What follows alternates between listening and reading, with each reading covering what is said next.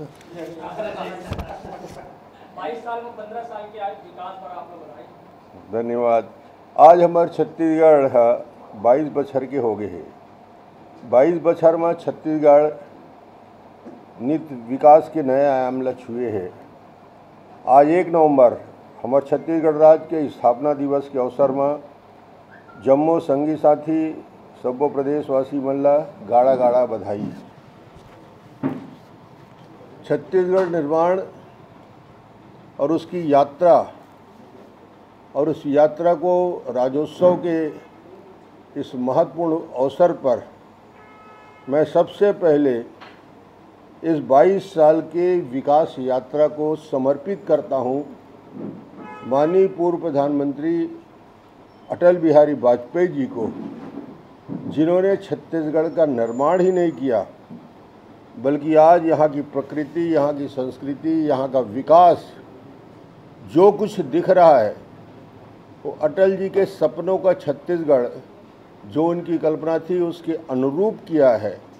और ये अवसर में मैं छत्तीसगढ़ राज्य के निर्माता माननीय अटल जी को याद करता हूँ आज कि उनके ना रहने के बावजूद छत्तीसगढ़ की माटी माननीय अटल बिहारी वाजपेयी को हमेशा याद रखेगी।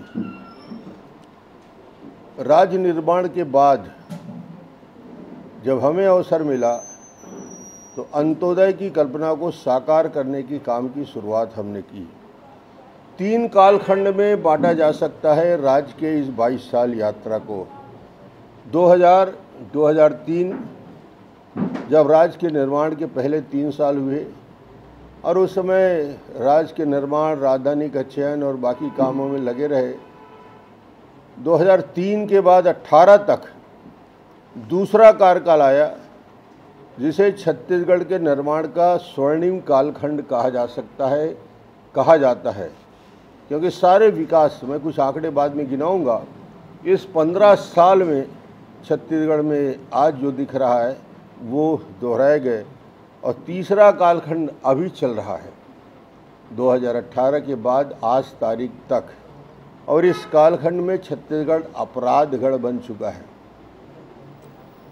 इस 4 साल में छत्तीसगढ़ देश और दुनिया के सामने बदनाम हुआ। किसके लिए? कि छत्तीसगढ़ कोल माफिया के चंगुल में है। रेत माफिया का जाल बिछा हुआ है। न केवल कोल माफिया, रेत माफिया, बल्कि शराब माफिया। और माननीय मुख्यमंत्री जी ने जन घोषणा पत्र में जिस बात को बार बार गांव-गांव में दोहराया था, पूर्ण शराबबंदी करेंगे, आज दिख रहा है कि गली गली में शराब बिक रहा है और कानून व्यवस्था की स्थिति खराब हुई है। शांति का टापू छत्तीसगढ़ आज पूरी तरीके से अपराध के साए में है।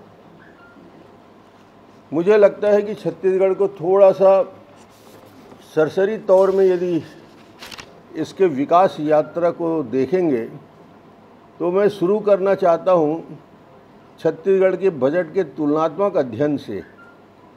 हमें जब बजट मिला था 2003 में 9,270 करोड़ का, हर 5 साल में हमने इसको दुगना करते करते हमारी यात्रा जब तक चलती रही 9,270 करोड़ से 94,775 करोड़ तक पहुंचाया, यानी हर 5 साल में दुगना। अभी का क्या हालत है? इन्हें मिला 88,000 करोड़ का बजट और ये 4 साल पूरा होते 1,18,000 तक पहुँचे हैं। यानी बजट की भी रफ्तार केंद्र के संपूर्ण संसाधन देने के बाद भी रफ्तार नहीं बढ़ी है और 50 करोड़ का कर्जा ऊपर से हो गया। जो कार्यकाल बजट का था और बजट के साथ जो डेवलपमेंट हुए, प्रति व्यक्ति आमदनी 13,000 से बढ़ के 92,000 रुपया तक हो गया। तहसील 98 से बढ़ के 150 हो गए। इस पूरे राजस्व जिले की संख्या 16 से बढ़ा के 27 किया गया। और सबसे महत्वपूर्ण विषय जो इंफ्रास्ट्रक्चर के लिए चर्चा होती है, 4,700 मेगावाट का उत्पादन बिजली का होता था, वो बढ़ के 22,474 मेगावाट हो गया। प्रति व्यक्ति बिजली की खपत 527 यूनिट था उस समय, 527, जो बढ़ के 1,700 यूनिट हो गया। पंप कनेक्शन 72,000 से बढ़ के 4,70,000 पंप कनेक्शन हो गए। कुछ महत्वपूर्ण आंकड़े इसलिए दो चार मैं गिना रहा हूँ कि तुलनात्मक जब आप अध्ययन करते हैं विकास की इस यात्रा में, तो उस यात्रा में आप देखेंगे कि धान खरीदी 5 लाख मीट्रिक टन से शुरू करके 70 लाख मीट्रिक टन तक हमने पहुँचाया। और उसके साथ ही साथ आज मुख्यमंत्री बार बार याद करते हैं, भूपेश बघेल जी, सड़क सड़क सड़क। अरे भाई 1,72,000 किलोमीटर सड़क हमको मिला था प्रधानमंत्री ग्राम सड़क योजना। 1,72,000 से बढ़ के 22,750 किलोमीटर, इतना बड़ा जंप 1,000 से बढ़ा के सीधा 22,000 किलोमीटर सड़क का निर्माण। और कुल सड़क जो आज 1 किलोमीटर नहीं बना पा रहे हैं, 29,000 किलोमीटर से बढ़ा के 61,000 किलोमीटर।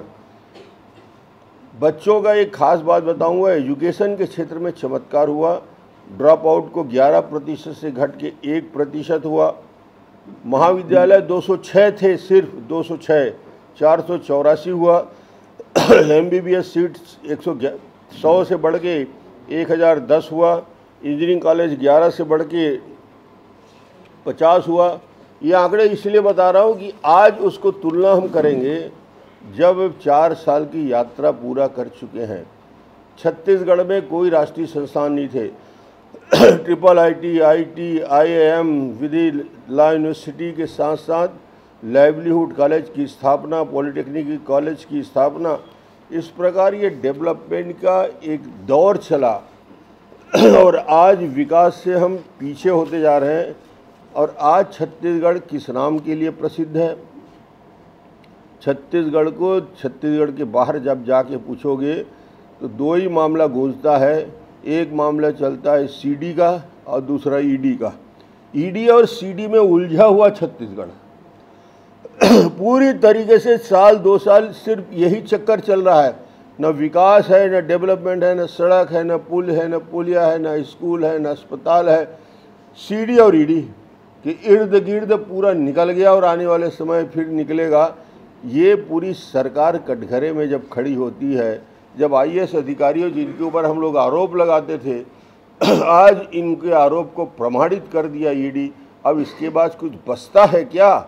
इस सरकार को अपने पद में रहने का कोई नैतिक अधिकार बचता है क्या कि इन्हें अपने पद में बने रहें और छत्तीसगढ़ में डेवलपमेंट के लिए काम को आगे बढ़ाएं? ये विकास की यात्रा में अवरुद्ध करने वाला 4 साल।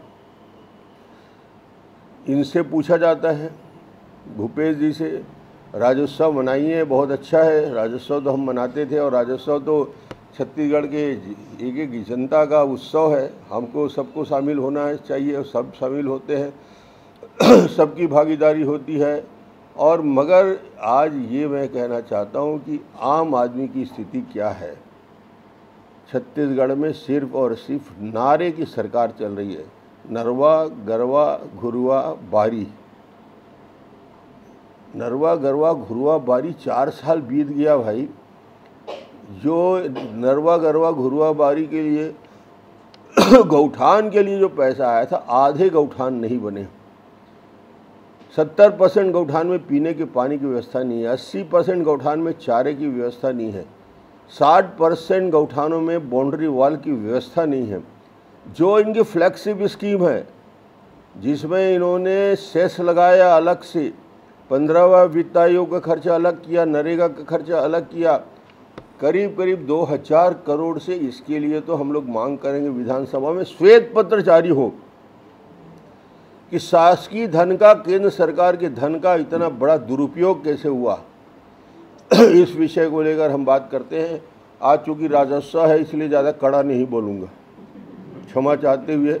आप सबको राज्योत्सव के इस उपलक्ष्य में बहुत बहुत शुभकामना, बहुत बहुत बधाई।